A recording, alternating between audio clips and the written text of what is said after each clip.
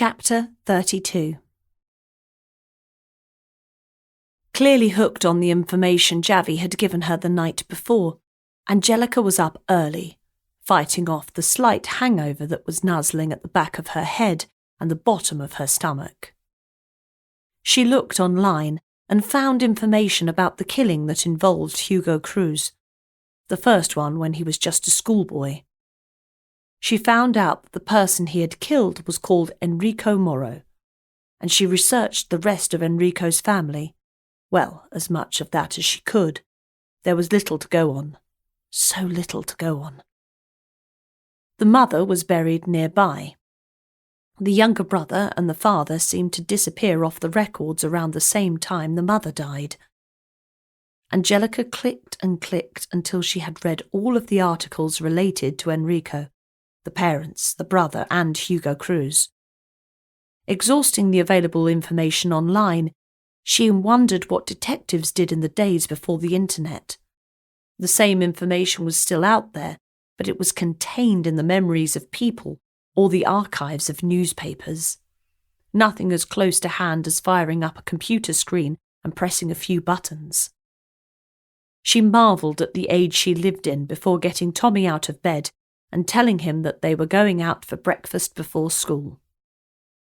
This hardly ever happened, so Tommy was excited beyond belief. She told him it was a treat because she had been out for something to eat the night before with Uncle Javea, as she had grown used to calling him.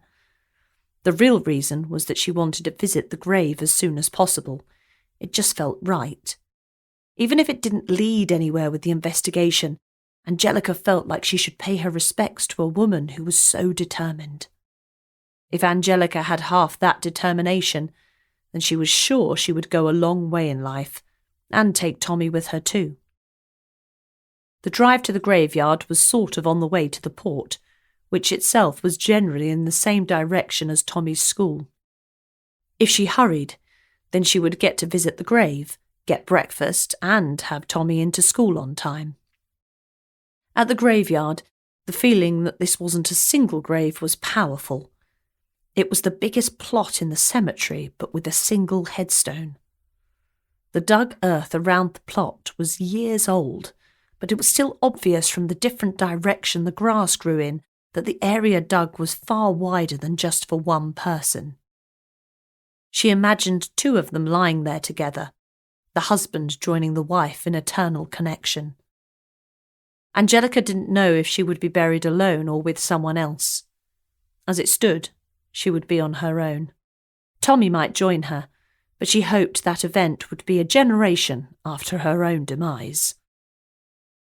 Tommy sat in the car on her phone, playing whatever game he had most recently downloaded. He played a game with fury for a few weeks and then decided to replace it with the next big thing. Well, the next big thing according to all his mates at school.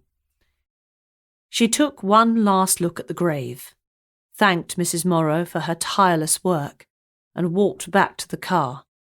She got there just in time.